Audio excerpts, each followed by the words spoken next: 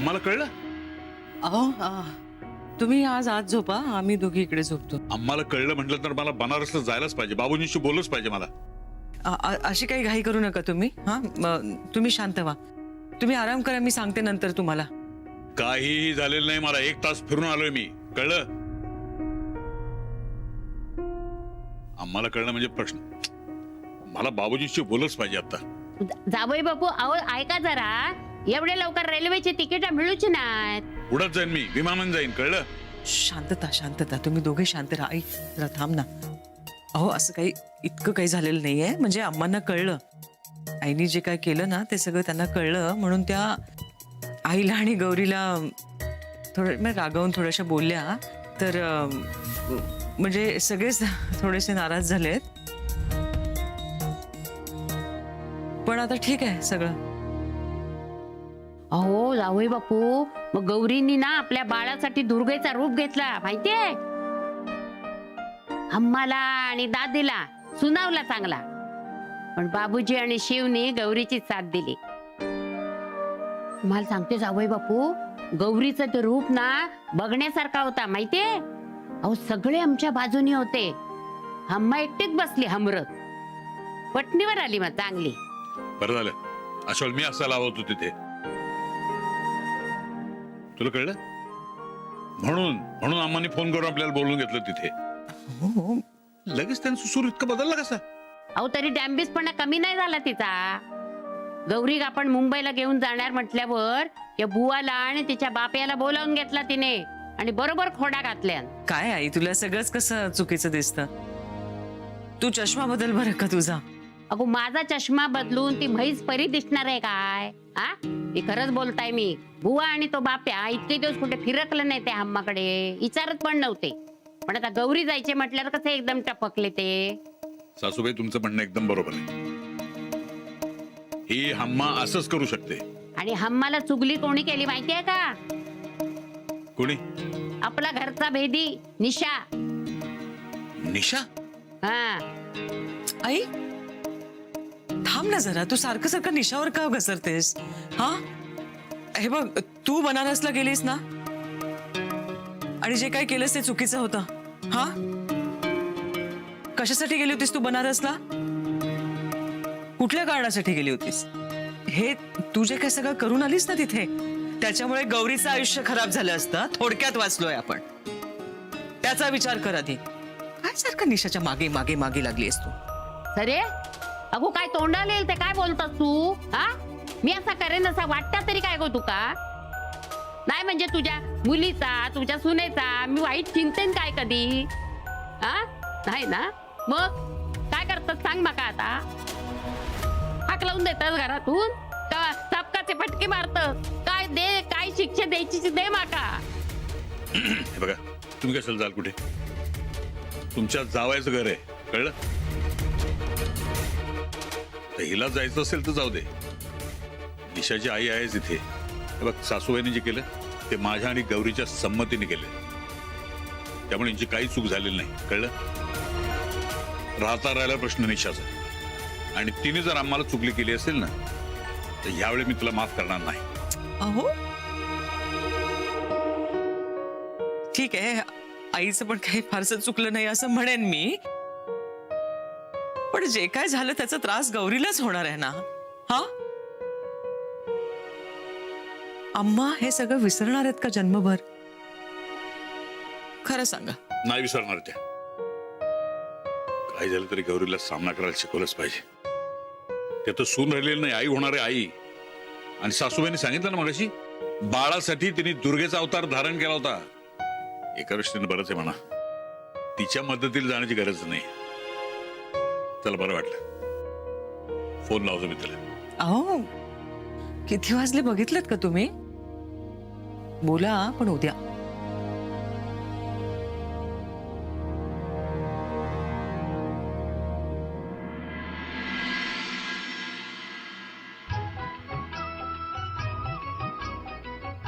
कोणी रेडिओ चालू ठेवलाय? कोणी ऐकतंय का?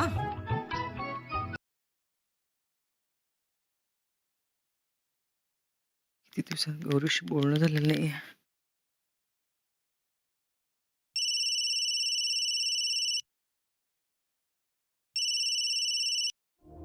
आई बोल कशी आहेस?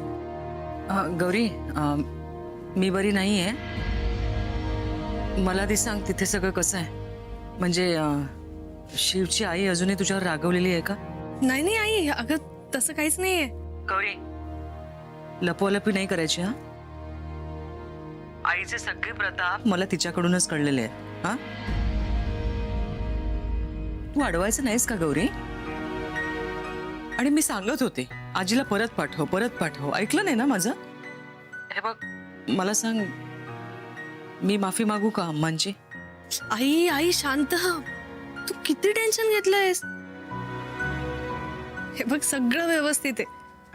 आणि जे झालं ना ते अम्माजी सुद्धा विसरले आणि खूप काळजी घेत आहेत त्या माझी. तू उगाच टेन्शन नको घेऊ. गौरी तू खरं बोलतेयस ना? हे बघ बेटा, इथे मला टेन्शननी झोप आलेली नाहीये. आई अगदी खरं सांगते. बर ठीक आहे.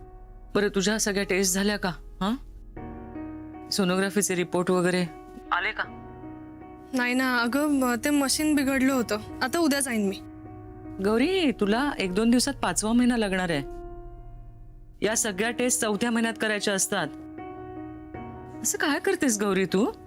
हा आता एकीकडचं मशीन बंद होतं, दुसरीकडे जायचं ना? हो आई. अगं काय तुझा आज काळजी करायचाच दिवस आहे का? हे बघ तू अजिबात काळजी करू नकोस. सगळं व्यवस्थित. आई प्रणाम। अरे शिव खुश रहो बेटा। आई आप इनकी बात बिल्कुल मत मानिए। इनके पाँव में 2 दिन से सूजन है और जैसे ही सूजन उतरी इन्होंने चलना शुरू कर दिया है। आप डांटिए इनको। हॅलो आई, अगं तू अजिबात लक्ष देऊ नकोस त्याच्याकडे. आता पायावर सूज नाही अजिबात. आणि मी आंघोळीसाठी उठले होते, तर नाश्ता करून परत आराम करेन. गौरी अगं तू इथे असतेस तर किती बरं झालं असतं. या सगळ्यामध्ये माझी मदत झाली असती ना तुला. तुला जरा आराम तरी करता आला असता बेटा. आई अगं इथे आरामच आहे. तुला माहितीये अम्माजी अगदी तू काळजी घेतेस ना तशीच काळजी घेतायत माझी. म्हणजे हे करू नकोस ते करू नको, हे खा, पलंगावरूनही खाली उतरू देत नाहीयेत. छान छान पुस्तकं वाचा, खाली वाकू नको, जड उचलू नको. बापरे खूप काळजी घेतायत माझी. आई तू उगाच टेन्शन घेतेस. मी मज्जेत आहे एकदम. बरं मी नंतर फोन करू तुला. आता आटपते सगळं. हा हो हो ठीक आहे. तू काळजी घे ग. हा हो हो बाय.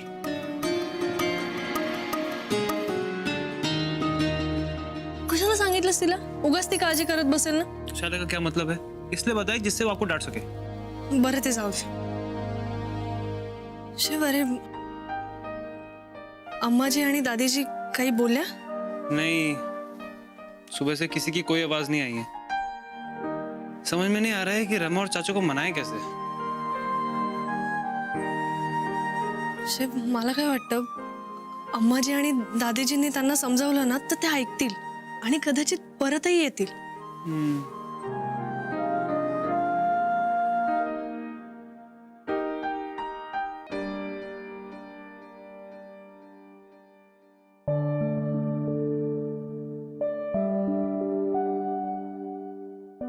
अम्मा जी, आप चाचा जी के बारे में सोच के परेशान है ना? वैसे अम्मा जी, आपने ना गौरी को मुंबई जाने नहीं दिया, बहुत अच्छा काम किया। नहीं अम्मा जी, वो क्या है ना, अगर गौरी मुंबई जाती तो शिव भैया भी उसके पीछे पीछे मुंबई चले जाते, और अगर चाचा की तरह वहां अपना घर बसा लेते तो। हे भगवान। और हाँ अम्मा जी, उनके बच्चे अपने नाम के आगे शुक्ल नहीं सावंत लिखते तो क्या गजब हो जाता अम्मा जी, है ना? हम सब कितने दुखी हो जाते। वैसे अम्मा जी अच्छा हुआ कि आपका दिल दादी जी की तरह कठोर नहीं है। आपका दिल तो बहुत अच्छा है, इसलिए तो देखिए आप हमेशा हमें मायके भेजने की धमकी देती है, भेजती कभी नहीं है। आप बहुत अच्छी है। वैसे दादी जी भी अच्छी है, लेकिन उन्होंने चाची जी के साथ ऐसा क्यों किया?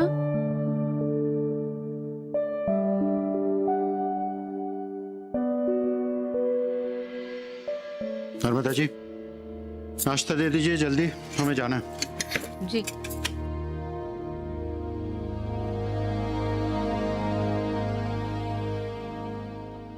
आओ मुन्ना, आओ गौरी बेटा। बैठो। गौरी कैसी तबीयत है बेटा? जी ठीक है बाबूजी। चलो अच्छा है, लेकिन हाँ नाश्ते के बाद तुम जाकर आराम करोगे, ठीक है? जी नर्मदा जी ख्याल रखिएगा इसका। जी माता जी आइए, नाश्ता कर लीजिए। यहाँ हमारा बेटा घर छोड़कर चला गया है और तुम्हें नाश्ते की पड़ी है जौनपुर वाली।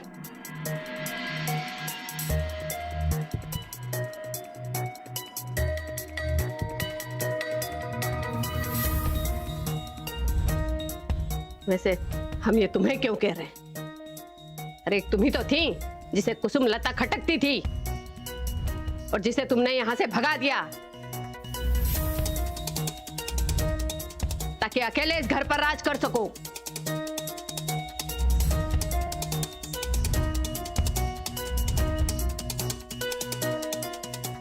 माता जी आप क्या कह रही हैं?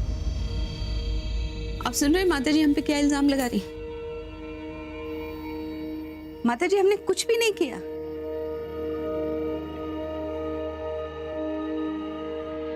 दादी जी,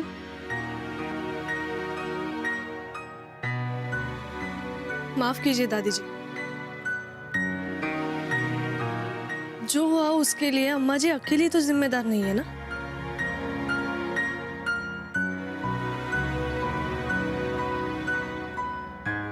कहना क्या चाहती हो तुम? छोटा मुंह बड़ी बात।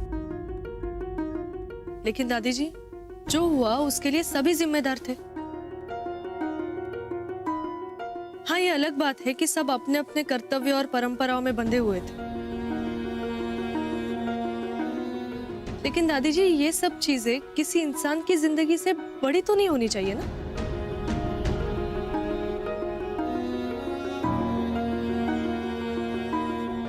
देखिए दादी जी, आप इस घर की बड़ी हैं। आप जैसा कहती है वही सब करते हैं। तो उस वक्त कम से कम आप तो उस बात को समझ सकती थी। आप वो सब होने से रोक सकती थी ना।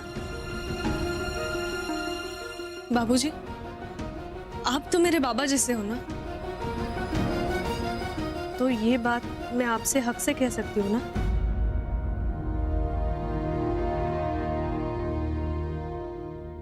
बाबूजी उस वक्त आप भी सिचुएशन को संभाल सकते थे, जैसे आपने मेरे और शुक्ल जी के समय संभाली थी। आपने जैसे मेरी तकलीफ को समझा वैसे आप चाची जी की तकलीफ भी समझ सकते थे।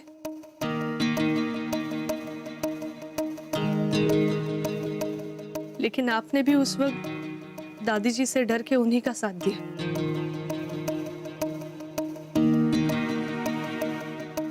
चाचा जी और चाची जी को अकेले छोड़ दिया, वो भी ये सोच के कि उन्होंने अपनी पसंद की शादी करके बहुत बड़ा गुनाह किया।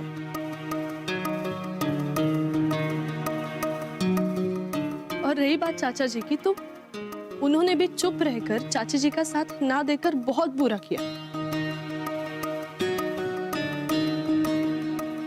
कोई साथ दे या ना दे, लेकिन कम से कम पति होने के नाते वो तो चाची जी का साथ दे सकते थे ना।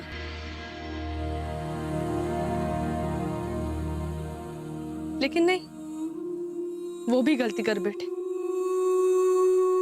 यहां तक कि आप सब ने अपनी जिम्मेदारियों को नजरअंदाज करके सिर्फ अम्मा जी को दोष दिया।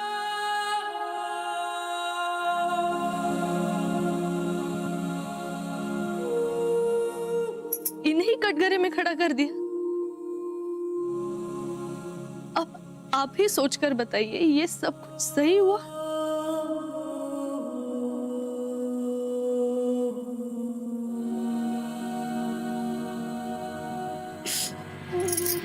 दादी जी, बाबूजी, देखिए मैं आप सबसे बहुत छोटी हूँ और शायद परंपराओं के हिसाब से मैं आपके सामने ये सब नहीं कह सकती, नहीं बोल सकती, लेकिन अम्मा जी के साथ नाइंसाफी होते भी नहीं देख सकती।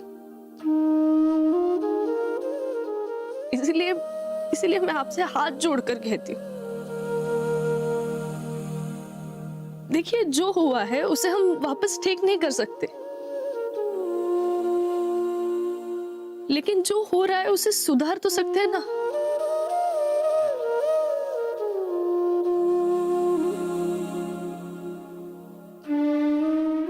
देखिए अब समय आ गया है कि हम पुरानी हर बात को भूलकर नई शुरुआत करें,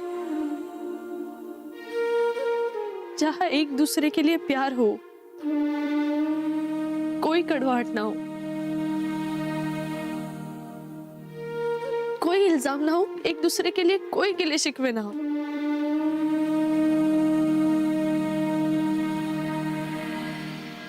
दादी जी प्लीज मेरी बात मानिए।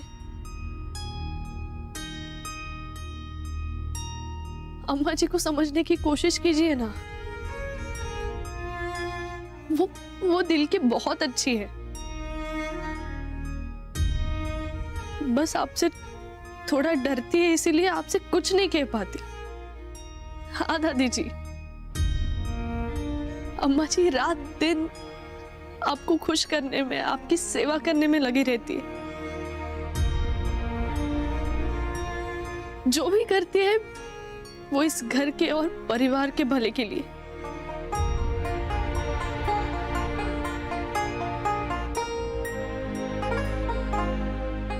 जानते हैं, लेकिन पहले जो कुछ भी हुआ उसे भुलाना इतना आसान नहीं है मुंबई वाली। लेकिन नामुमकिन भी नहीं है ना। देखिए दादी जी, जो होना था वो हो गया।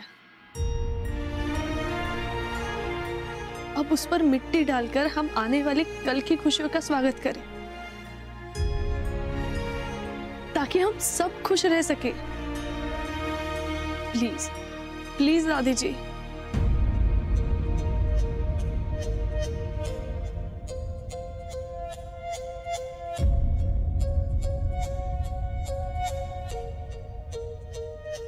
अम्मा जी नहीं नहीं, बिल्कुल नहीं। आप रोते हुए बिल्कुल अच्छी नहीं लगती।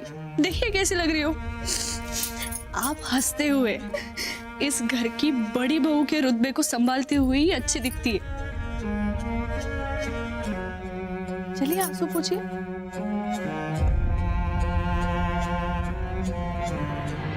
और हाँ, अपने आप को दोषी भी मत समझिए, क्योंकि जो हुआ है उसमें आप अकेली नहीं, सब शामिल है, सब जिम्मेदार है।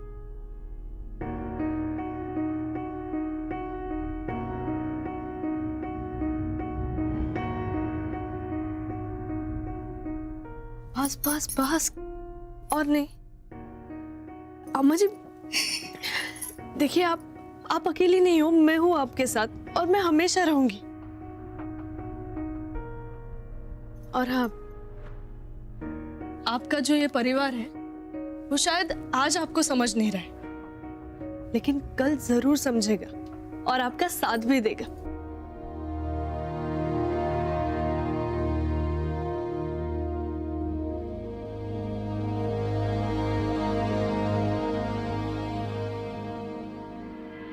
बस अम्मा जी, अब रोना बंद कीजिए। अपने आंसू पोंछिए, देखिए, और चलिए मेरे साथ। कहाँ? चाची और रमा जीजी को लाने।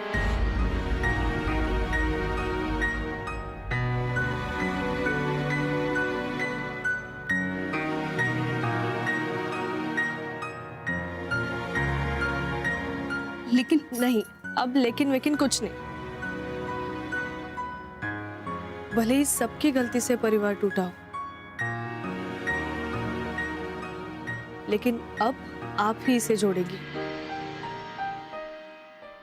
मैं जानती हूँ अम्मा जी, आप ही ये कर सकती हो।